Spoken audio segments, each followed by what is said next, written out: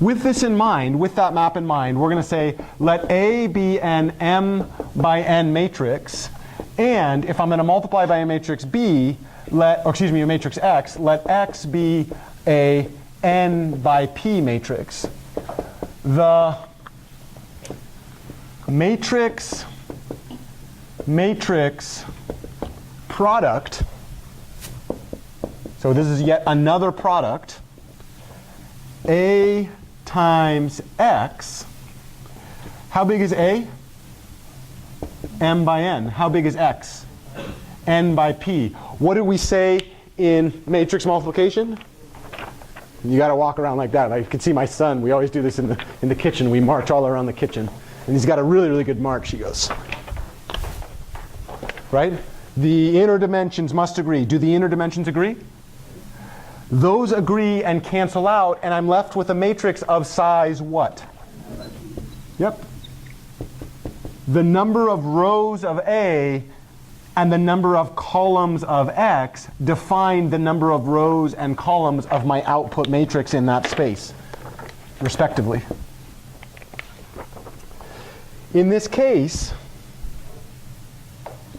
where output B is an element of R, M by P. Let's do, what's my favorite song every time we introduce a new operation? Let's sing that silly song and look at our instructor's stupid face. Where did you come from? Where did you go? Where did you come from? Joe. To figure out how we are abusing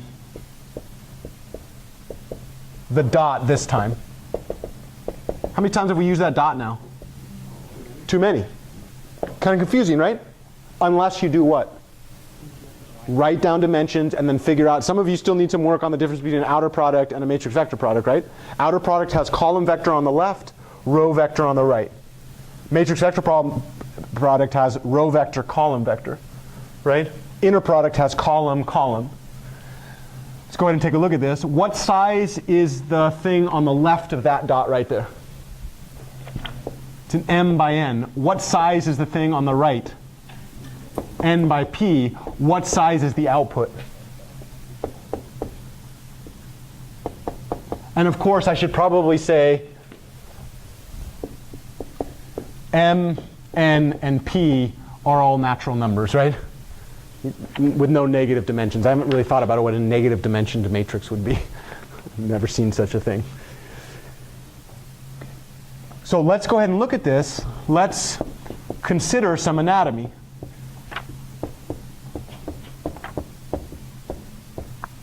If I say A times X, could you guess which of these I call my left argument?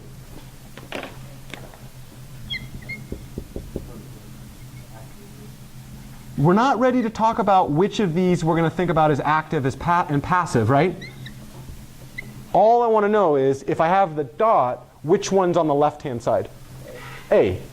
If we call A the left argument, or the thing on the left argument, could you guess what we might say about the other one? Call it the right argument.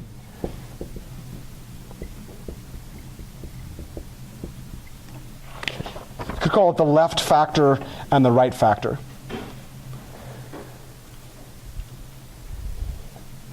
All right, let's go back over here, and we're going to introduce a few more bits of notation.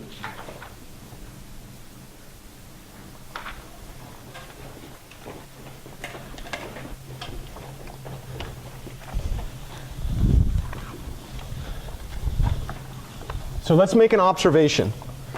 So if I say that B is equal to A times X, what did we say about the dimensions of the left argument in this construction?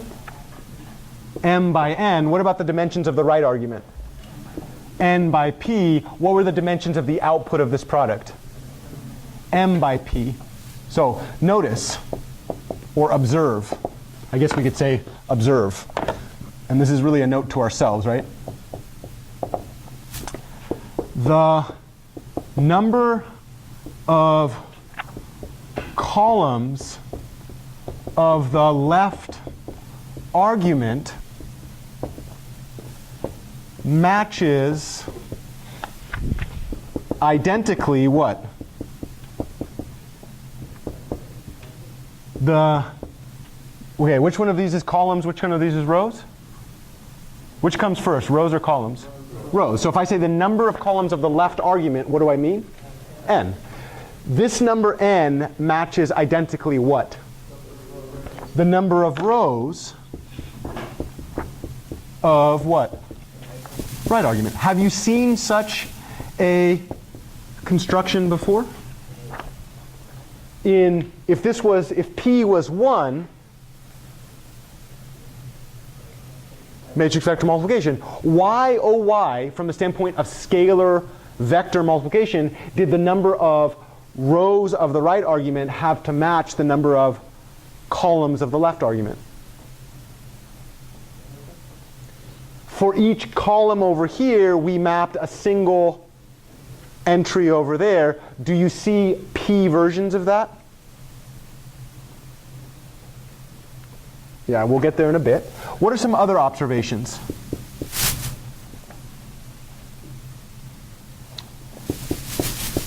The number of what? Rows of the left argument, A, is equal to what? Number of rows of the out B. What about the third observation? Good. Number of columns of Rigot. Silly English. Tricks are for kids. Number of columns of the right argument X is equal to what?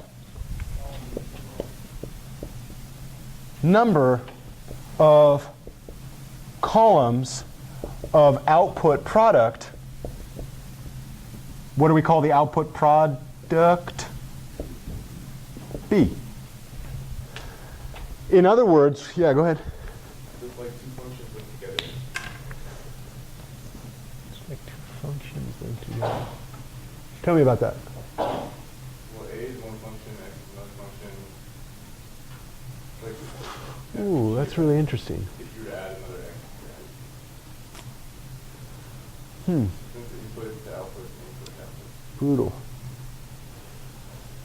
Don't think too hard of that. No. It's a cool observation. I would actually say that this is actually a new function. I would encourage you not to think about this as a function on vectors. I would now encourage you to think about this as a function on matrices. So now we're mapping this matrix to this matrix through this function. Unless, of course, you want to map this matrix to that matrix through this function. Vice versa, right? This matrix to that matrix through this function, or this matrix through that matrix through this function. I don't think I'm getting that right.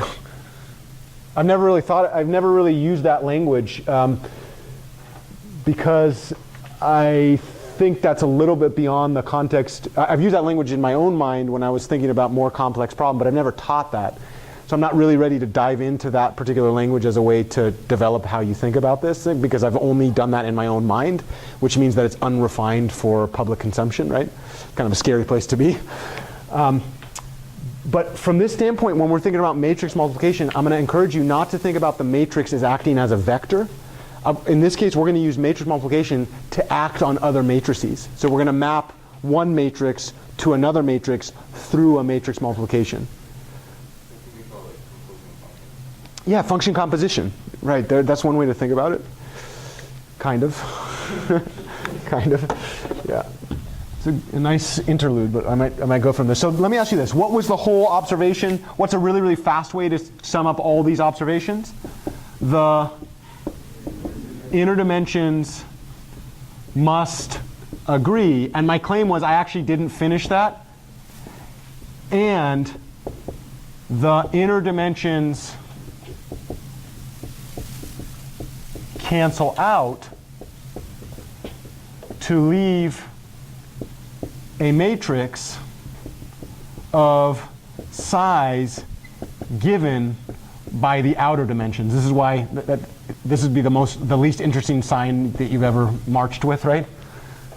You want your sign to be really, really catchy, right? Inner dimension must agree. That's like a nice thing, but this is like a whole paragraph, right? People that are watching you march in the Capitol will be like, what did that say? But what does it mean? Whole idea is when the number of columns of the thing on the left matches the number of rows on the thing on the right, those things are actually going to disappear, and what's left is going to be something that's defined by the number of rows on the thing on the left and the number of columns of the thing on the right.